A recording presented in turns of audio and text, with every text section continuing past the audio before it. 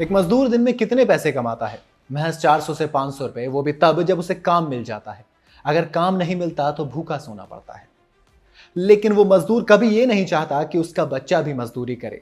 वो अपनी जी जान लगा देता है सिर्फ इस बात के लिए कि उसका बच्चा अच्छे से पढ़े लिखे। लेकिन एक बच्चा जो कि मजदूर का ही बच्चा था, आज वर्ल्ड चैंपियन बन चुका है। उसने न सिर्फ अपने वालिद साहब का बल्कि अपने मुल्क का, अपने मुल्क की आवाम का सीना गर्व से चौड़ा कर दिया है।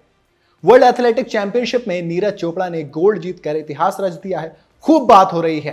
सोशल मीडिया से लेकर अखबारों तक, न्यूज चैनल तक हर कोई चर्चा कर रहा है। लेकिन उसी वर्ल्ड एथलेटिक चैंपियनशिप में एक सिल्वर आया है जो जीता है अरशद नदीम ने, और वो पाकिस्तान के पहले ऐसे खिलाड़ी हैं, पहले ऐसे एथलीट हैं जिसने ये कारनामा किया है। तो उनकी भी तो बात होनी बनती है ना, क्योंकि एक मजदूर का बच्चा आज वर्ल्ड चैंपियनशिप जीत चुका है।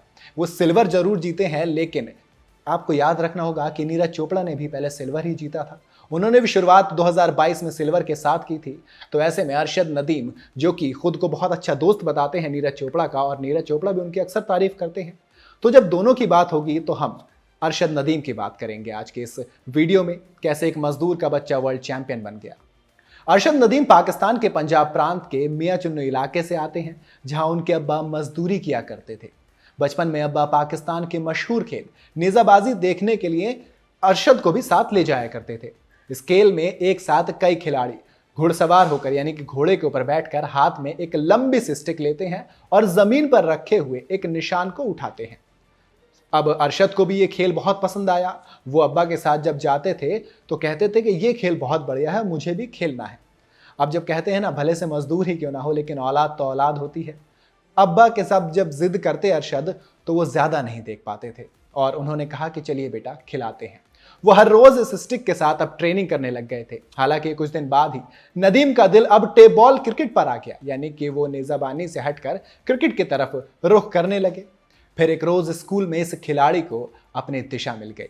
नेजाबाजी भी काम आई और ट्रेनिंग में जो स्टिक चलती थी वो आज यहां चलने वाली थी। स्कूल में एथलेटिक्स इवेंट हुआ और वहां कई सीनियर्स ने उनका जेवलिन थ्रो वाला टैलेंट पहचान लिया। इसके बाद नदीम के स्कूल के वक्त के कोच रशीद अहमद सखी के साथ जेवलिन फेंकने की तैयारी शुरू कर दी।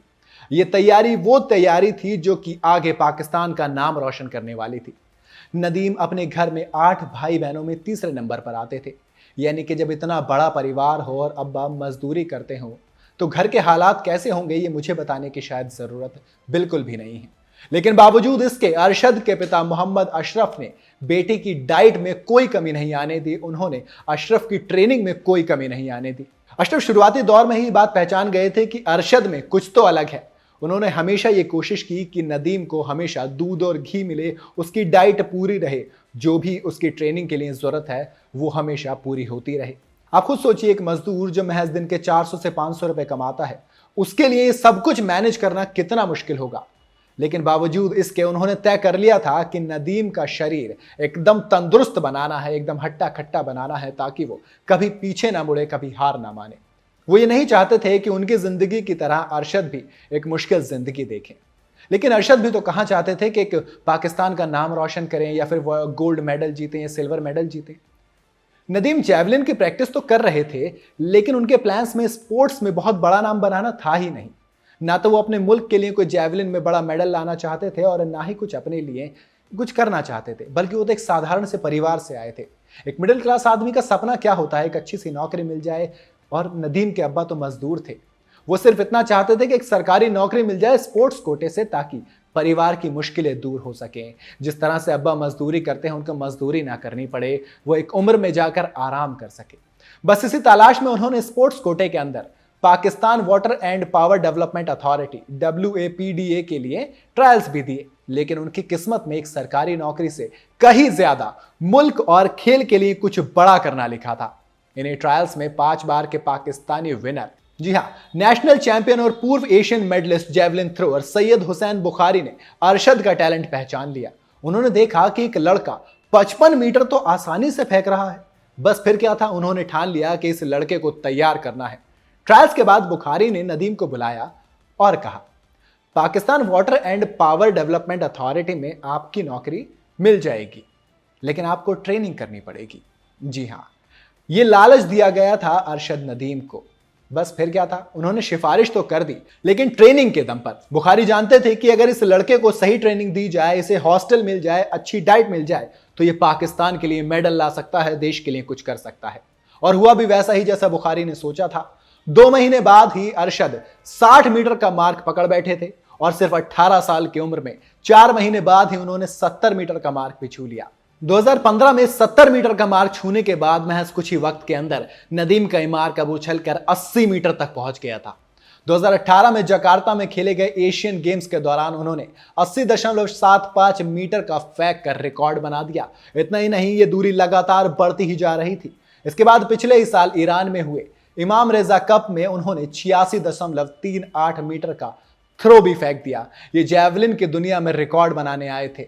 पिछले साल यूएस में वर्ल्ड एथलेटिक चैंपियनशिप भी खेली गई। इसी चैंपियनशिप में भारत के star javelin thrower Neeraj Chopra ने सिल्वर मेडल जीता था। और यहीं से शायद अरशद नदीम भी इंस्पिरेशन लेने वाले हैं। उनके इस मेडल ने कॉमनवेल्थ गेम्स 2022 में गोल्ड की उम्मीद जगाई थी। हालांकि नीरज चोपड़ा चोट के चलते इस टूर्नामेंट से बाहर हो गए थे और नीरज के ना रहने पर उनके पाकिस्तानी दोस्त अरशद नदीम ने कॉमनवेल्थ में झंडे गाड़ दिए थे। नदीम वर्ल्ड चैंपियनशिप में 86.16 मीटर के थ्रो के साथ नंबर 5 पर रहे, यानी रेंज बढ़ती ही चली जा रही थी। और अब 2023 की वर्ल्ड एथलेटिक चैंपियनशिप में नदीम ने 87.8 मीटर का मार्क छूकर सिल्वर मेडल अपने नाम किया है। तो आपने देखा कैसे एक मजदूर के लड़के के पास क्या था? कुछ भी नहीं। उसके पास कुछ नहीं था खोने के लिए, मगर पाने के लिए उसके पास बहुत कुछ था। और उसकी चाहत क्या थी? उसे नहीं चाहिए था कोई मेडल, उसे नहीं चाहिए था कोई नाम बड़ा, उसे नहीं चाहिए था ये शोहरत। उसे सिर्फ चाहिए तो एक सरकारी सी नौकरी, जिससे वो अब्बा की मजदूरी को दूर कर सके, जिससे वो अपने अब्बा को आराम दे सके, अपने परिवार को संभाल सके। लेकिन कहते हैं ना, जब हुनर होता है तो कई बार वो छुप जाता है और कई बार छप जाता है। नदीम का हुनर छपने के लिए बना था और आज दुनिया के बड़े बड़े अखबारों में, टीवियों में, हर जगह अरशद नदीम का नाम है और वो हुनर अब छपता हुआ नजर आ रहा है। तो कहते हैं ना, अगर मेहनत और लगन सच्ची हो तो कोई भी मंजिल दूर नहीं होती। अरशद की ये कहानी यही बताती है। आपको ये कहानी कैसी लगी मुझे कमेंट में जरूर बताइएगा। वीडियो अगर आपको पसंद आई हो तो इसे लाइक और शेयर जरूर करें और जाते जाते चैनल को सब्सक्राइब करना बिल्कुल ना भूलें।